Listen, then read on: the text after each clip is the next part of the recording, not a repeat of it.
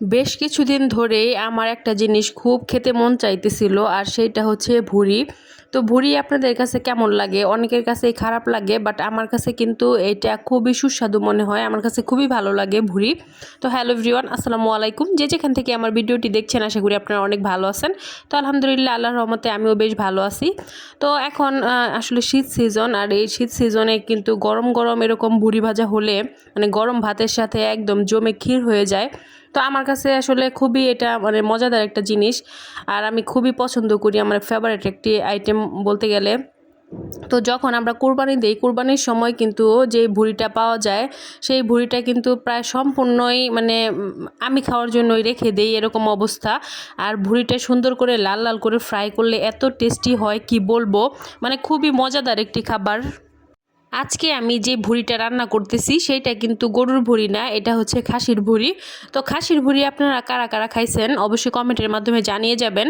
তো আমি কিন্তু বেশ কয়েকবারই খাইছি, বাট খাসির ভুঁড়িটা কিন্তু আমার কাছে বেশ ভালো লাগে, অনেকটা গরুর ভুঁড়ির মতোই ধরতে গেলে। তো ভুঁড়ি বলতে তো সব কিছুর ভুঁড়ি প্রায় একই রকম হবে। তো এই ভুঁড়িটাকে আমি সুন্দর করে পরিষ্কার করে নিয়েছি, আর ভুঁড়ি পরিষ্কার করা কিন্তু সো টাফ, খুবই কষ্ট মানে করা একটা জিনিস, কিন্তু খেতে কিন্তু ভীষণ মজা। তো যেই জিনিস আসলে খেতে মজা হয় সেই জিনিসটা পরিষ্কার করা কিন্তু খুবই বিরক্তিকর বিষয়।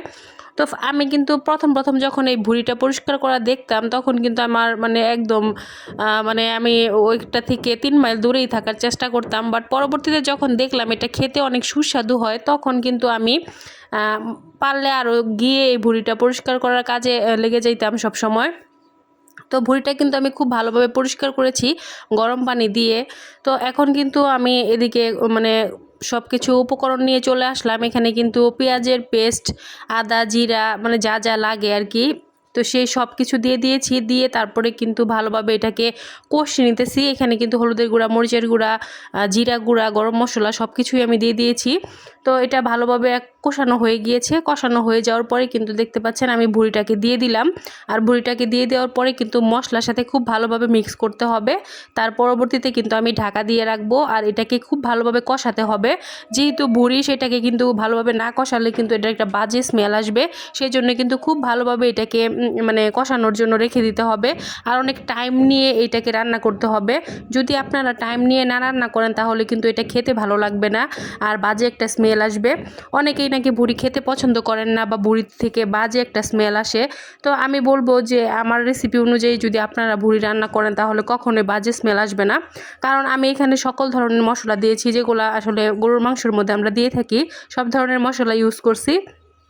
মানে এলাচ, দারচিনি, লং, গোলমরিচ থেকে শুরু করে স্টার মশলা, এলাচ, মানে যা যা লাগে আর কি, সম্পূর্ণ সব কিছুই কিন্তু এই মশলাগুলা এই ভুঁড়ির মধ্যে আমি ইউজ করছি।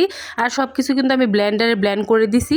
আর লাস্ট পর্যায়ে কিন্তু আমি জাস্ট গরম মশলার যে গুঁড়াটা হয় সেইটা আর জিরা গুঁড়া আমি দিয়ে দিব, এতে করে কিন্তু স্মেলটা আরও বেশি আসবে, সেই জন্য আর কি।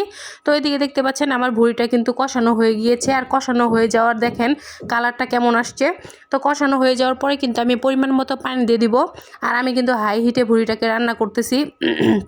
তো এখন কিন্তু মিডিয়াম পর্যায়ে আমি এই ভুঁড়িটাকে রান্না করব। দেখতেই পাচ্ছেন সুন্দরভাবে কিন্তু কষানো হয়ে গিয়েছে। আর ভুঁড়ি সুন্দরভাবে লাল লাল করে যদি আপনারা ভাজা ভাজা করতে পারেন তাহলে কিন্তু এটা খেতে দুর্দান্ত হয়।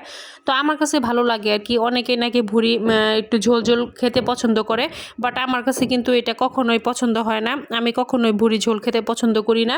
তো দেখতে পাচ্ছেন আমার ভুঁড়িটা কিন্তু প্রায় হয়ে গিয়েছে, একদম কিন্তু লাল লাল করে মানে ভুনা প্রায় কমপ্লিট। তো আপনাদের কাছে কেমন লাগলো অবশ্যই কমেন্ট করে জানাতে পারেন। আর আমার রেসিপি অনুযায়ী আপনারাও ভুঁড়ি মানে রান্না করে খেতে পারেন। যারা কখনো না খাইছেন তারাও কিন্তু এটার প্রেমে পড়ে যাবেন, এতই মজা হয়। তো আজকের ভিডিওটি এই পর্যন্তই। সবাই ভালো থাকবেন, সুস্থ থাকবেন। আল্লাহ হাফেজ।